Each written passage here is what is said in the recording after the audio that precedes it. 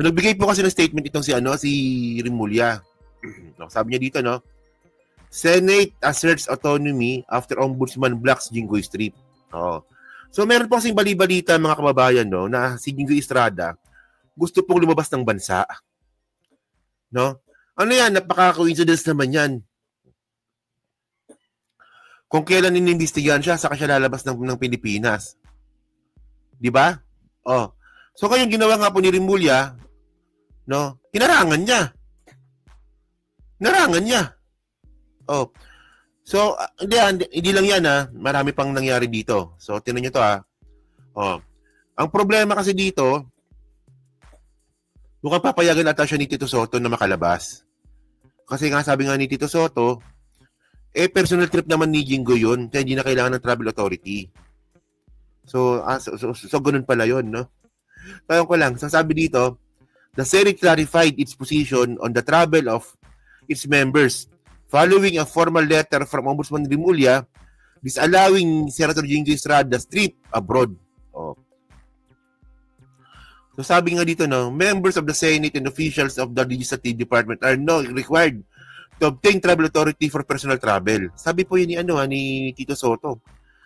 Yun nga lang, syempre, hindi naman magsasalita yung si Tito Sotto nang walang basehan. So sinabi nga ni Tito Sotto ito. Sotto said, citing the Senate Policy Order number 2016-003, no, which states that only official travels are subject to prior approval from the Senate President. Ayan, no? So sabi po ni Tito Sotto, ewan ko lang pero ito yung sinabi ni Tito Sotto eh. Sabi ni Tito Sotto, na kapag personal travel trip, hindi na kailangan ng travel authority. Pero pag official trip, kailangan ng travel authority. Parang baliktad ata, no? Parang baliktad ata. Okay. Hindi kasi dapat kasi senador, sila, di ba? Senador sila. Dapat magkaroon ng travel authority pag personal trip. Kasi dapat, di ba, pag senador ka, inalay mo na yung oras mo sa taong bayan. Kasi kung official trip naman pala yung bibigyan mo pa ng travel authority, para saan pa yun? Official trip nga yun eh. Pero nagtatanong na naman tayo. Sabi dito, okay, Sotto further pointed the Bureau of Immigration Directive number, okay, which reiterates of the requirements of executive order. So, mandating the travel authority do not apply officials and employee of the legislative. So, exempted daw yung mga senador. So, ngayon mga kababayan, no, dahil nga po dyan, no, ang tanong dito, bakit gustong pigilan ni Ombudsman Rimulya yung paglabas nga po ni Jinggoy sa Pilipinas? Di ba? Ayan ang tanong eh. Bakit gustong harangan? Bakit gustong pigilan yung Ombudsman Rimulya yung pagtakas nga po ni Jinggoy? Kasi nga po dito, merong siyang interview dito si Rimulya regarding nga po dito kay Jinggoy. So ito, panoorin natin to Senator Jinggoy Estrada and his travel plans. We know you're opposing that. Where's that at this point? Well, we sent a note already to Senate President not to give any travel authority to Senator Estrada, and we also put him in a list that we are asking immigration to help us with stopping people from traveling when they're under investigation. So pati pala immigration, kinausap din pala ni Rimulya na wag na palabas si Jinggoy. Or when they're subject of a formal investigation already. When did you send the note to SP Sotto? I think that he would have gotten it by yesterday or by Wednesday, the day before. And how does this not trample on one's rights to travel? Well, when you join government, Carmina, you already surrender your right to travel. You need the travel authority to leave the country. That's as far as government officials are concerned. And when it already interferes with the jurisdiction of the Ombudsman's office, then there can be a problem because there may be an intent to evade justice. And remember, criminal law is territorial.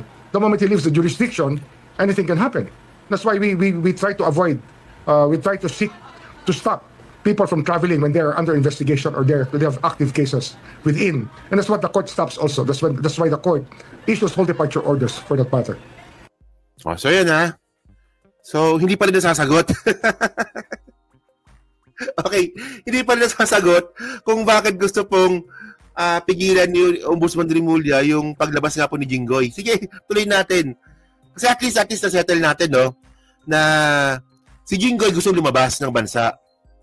Tapos, pinigilan siya ni Ombudsman Rimulya. Pero sabi naman ni Tito Soto, ay, wala kaming ano dyan. Pag personal travel, hindi na kailangan ng travel authority. So, at least you get the narrative. Oo. Yun nga lang mga kababayan, no? Ito yung ano eh. Dito yung ano eh. It's getting interesting dito eh. Kasi, kahapon ito na. O, December 6. Ito na. Ang salita po si Rimulya. Oh.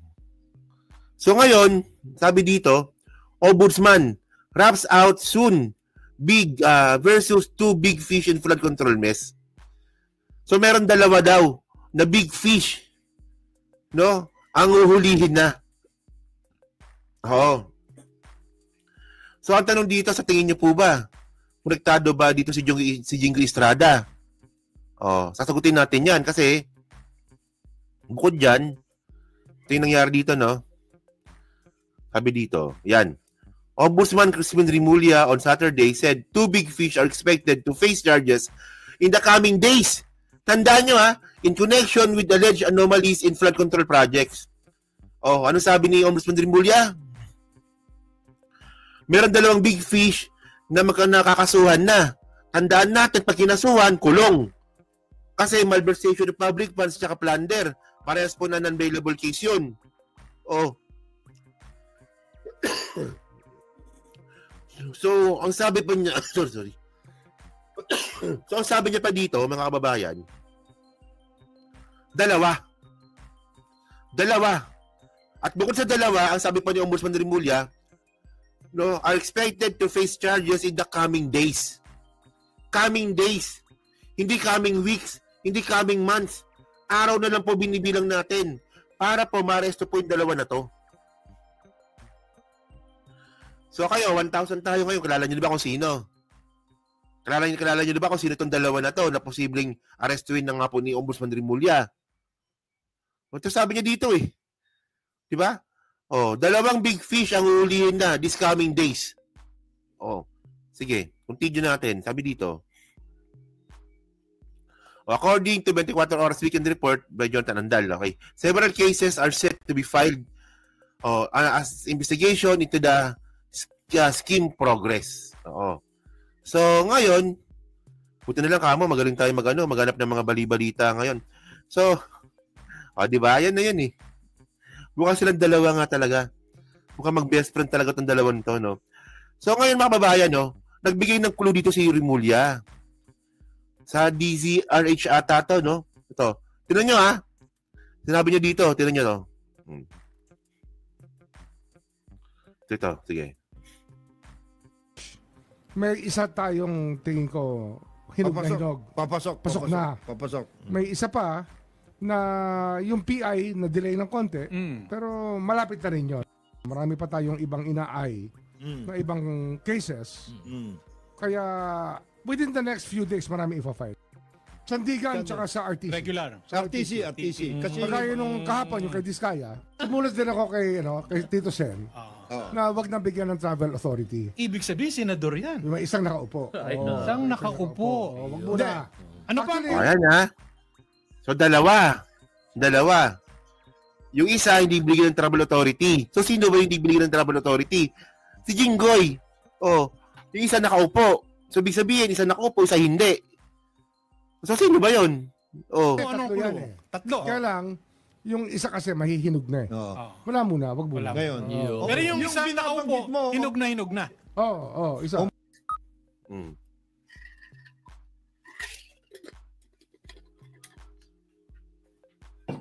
O, di ba? Ako lang kasi ang hilig niya magbigay ng clue eh, no? So, yun mga kababayan, no? So, ngayon, nakita nyo yung turn of events. Di ba? Kahit po na hindi na pangalanan ni Ombudsman Rimulya kung sino itong mga sinasabi niyang huhulihin na 2 big fish, base po sa mga statement niya rin, napagdudugtong-dugtong natin kung sino itong dalawang big fish po na to. So, sino ba? Si Bong Revilla, syempre. Kasi nga yung isa daw nakaupo, yung isa hindi, di ba? At saka si Jinggoy. Di ba? So, pero kasi, alam nyo, no, ang nakakatawa kasi dito, mga kababayan, ganito eh. Ewan ko lang, ang nakakatawa kasi dito, meron na po kasi experience yung dalawa na yan. Si Jinggoy at si Bong. Di ba, nung panahon nga po ng PDAP, di ba? Nakasuhan sila doon. Dapat po kasi lesson learned na po sa kanila yon. Na sana next time, kung magnanakaw sila, huwag sila magpapahuli. Hindi. Na sana next time, huwag na nilang gawin. No, well, meron pa naman sila karapatan para pagtanggol yung sarili nila. Yun nga lang nakakulong sila. Kasi hindi natin alam kung anong magiging hatol nito. Malin natin. Baka matulad na naman ito sa mga Napolis. Hindi natin alam pero kasi mga kababayan, no, tingnan natin yun nangyari po sa Napolis scam. Di ba? Sino ba nakasuhan doon? Sino ba napakulong doon? Wala pa. Si Napolis lang. O kayo ba naniniwala ba kayo na makapagnakaw si Napolis na siya lang? O, bakit kasi hindi ulihin ka agad? Bakit need pa yung i-announce? Talagang tatakas na yung mga yan. Ewan ko dyan kay Rimulya, no? Ang hilig kasi ni Rimulya sa spoiler Sa totoo lang, no? Pansin nyo naman yan Di ba, ginawa ni Rimulya kay Bato? Di ba? May arrest warrant na daw. So, si Bato nakapagtago. Well, si Bong Revilla, no, to be fair kay Bong Revilla, harapin niya na naman ito. Nagsalita na siya kahapon. Sabi ni Bong Revilla kahapon, naniniwala daw siya na wala siyang kasalanan, ipagdasal daw po siya ng taong bayan. Harapin niya daw po ito. O, ayun ang maganda. Harapin. Yung nga lang nakakulong. Pero harapin ni Bong Revilla. O, to be fair sa mama, ako ayoko sa kanya. Pero to be fair, walang plano atang tumakas si Bong Revilla. Si Jinggoy. Sa tingin niyo ba si Jinggoy, lalabas na lang ba ng bansayan para lang magbakasyon? Hindi parang hindi. So yun mga kababayan, so kayo po, no, masabi nyo nga po dito sa mga statement nga po ni Boying Rimulya. So tingin nyo po ba, sino tong dalawa na binabanggit nga po ni Ombudsman Rimulya na big fish na posible nga po makasuhan at mapakulong? Kasi ito wala siyang binawi. Sabi niya, days. This coming days, meron nang lalabas na arrest warrant. So yun mga kababayan, so pa-comment lang po sa baba at binabasa ko pong lahat yan. At syempre, dyan ba sa Team Replay, so pa-like, pa-subscribe, di makalabis at pa-share na rin po ng video po na to.